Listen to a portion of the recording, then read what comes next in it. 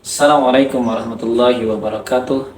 Alhamdulillahi nahmaduhu wa nasta'inu wa nastaghfiruh wa na'udzu billahi min syururi anfusina wa min sayyiati a'malina. Berjumpa lagi di channel Cuti Nalar.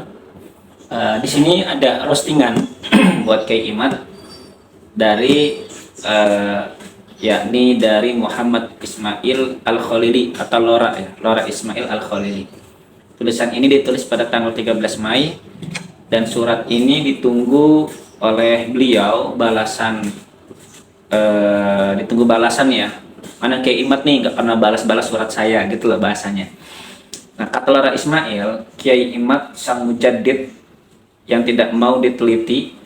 Jadi di sini disinggung ya, Kiai Imad sang mujaddid yang tidak mau diteliti. Klarifikasi Kiai Imad tentang kitab NU-nya yang dikopas dari situs-situs Wahabi. Alkisah seorang Kiai sepuh di Jawa Tengah meminta klarifikasi dari Kiai Imad terkait sebuah video YouTube.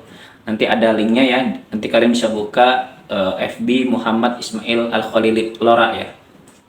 Video ini adalah video reaksi dari tulisan saya berikut yang mengkritisi salah satu kitab fenomenal Kiai Imad, yaitu kitab Al-Fiqrah An-Nahdiyah, yang ternyata banyak berisi kopasan dari situs-situs Wahabi, teman-teman. Ini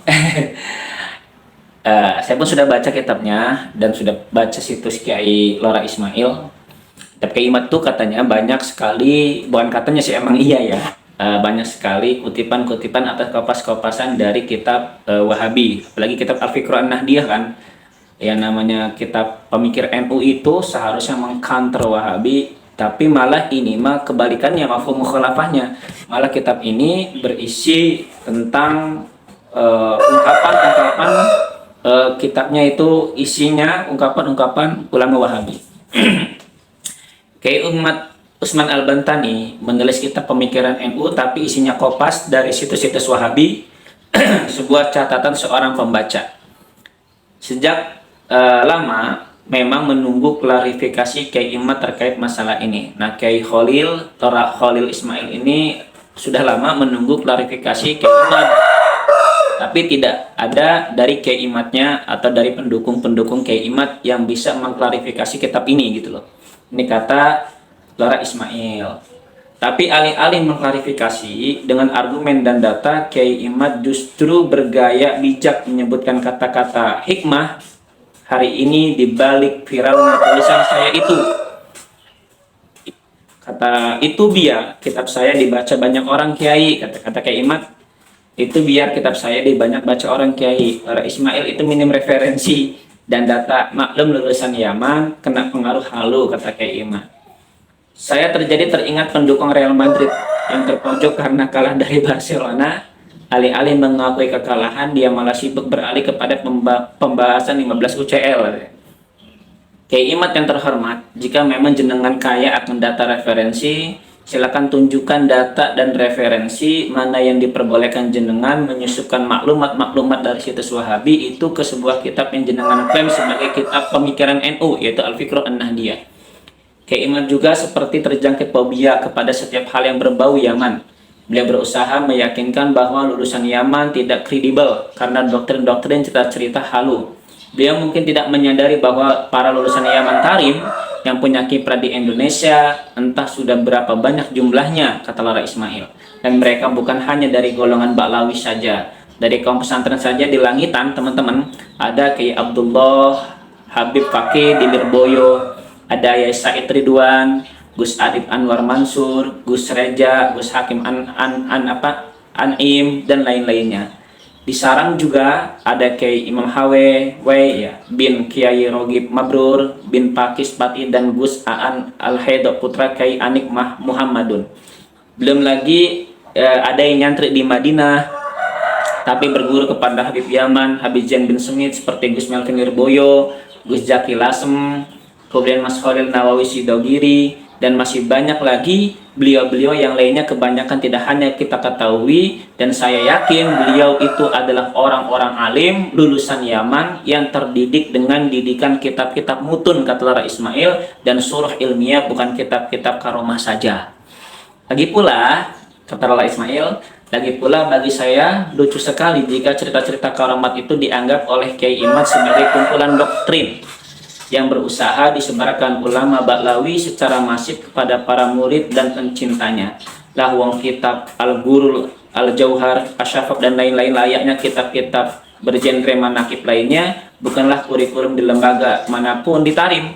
Para ulama di sana juga bukan yang menganjurkan banget kitab itu untuk dibaca santri-santrinya. Jadi sebenarnya kitab-kitab tentang karomah itu ya ditarim sendiri, nggak dibaca, nggak masuk kurikulum di kampusnya gitu loh. Baik itu di Al-Ahqaf atau di pondok pesantren Habib Umar, nggak dibaca sebenarnya gitu kan. Nah, saya lanjutkan. Paling hanya lulusan termasuk Abdul Aziz, Gus Aziz gitu kan.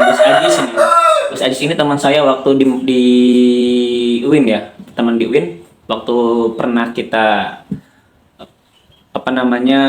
kuliah bersama di S2-nya. Yang memang sengaja, kata Lora Ismail, yang memang sengaja hanya mencari sesuatu dalam kitab-kitab itu sebagian bahan konten sekaligus setoran untuk atasannya. Jadi untuk bahan konten saja kalau misal Gus Aziz itu, dan itu nanti disetorkan oleh Kiai Imad, itu ucap Lora Ismail. Fatwa-fatwa Kiai Imad semakin hari juga semakin kesana, termasuk dalam video yang di bawah ya, yang diklarifikasi oleh Lora Ismail. Ketika beliau menganjurkan kepada orang tua untuk tidak memondokkan anaknya kepada kiai-kiai yang masih jadi Ki bin Ba'lawi, entah standar Ki bin Ba'lawi itu seperti apa. Yang jelas, jika yang dimaksud adalah kiai yang masih percaya Ba'lawi sebagai dzurriyyah Nabi, tentunya fatwa Kiai Imad ini akan memakan banyak sekali. Allahumma, kecuali beliau memang pede bahwa yang percaya tesisnya adalah mayoritas kiai dan ulama se-Indonesia. Ya, berbagai statement Kiai Imad belakangan ini juga semakin menegaskan bahwa pembahasan Ba'lawi ini sudah offset, teman-teman, sudah keluar kemana-mana, sangat jauh dari sekedar penelitian nasab. Kapan kira-kira semua ini akan berakhir? Ya nggak tahu, konanya saya, kata Lora Ismail. Namun sekali lagi, dalam menyikapi setiap pembahasan nasab yang penuh dengan hoak dan framing ini, kita memang tidak harus berpikir sama, tapi mari kita sama-sama berpikir. Wallahu a'lam bishawab. Semoga bermanfaat. Semoga konflik nasab ini saya selalu berdoakan, selalu damai. Kalau bisa udahlah, jangan mikirin nasab lagi gitu, seperti itu.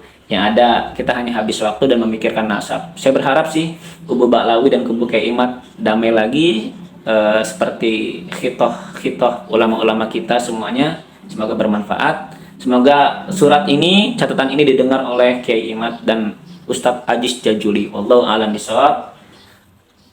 Insya Allah nanti kita bertemu lagi. Wabillahi taufiq wal hidayah. Assalamualaikum warahmatullahi wabarakatuh.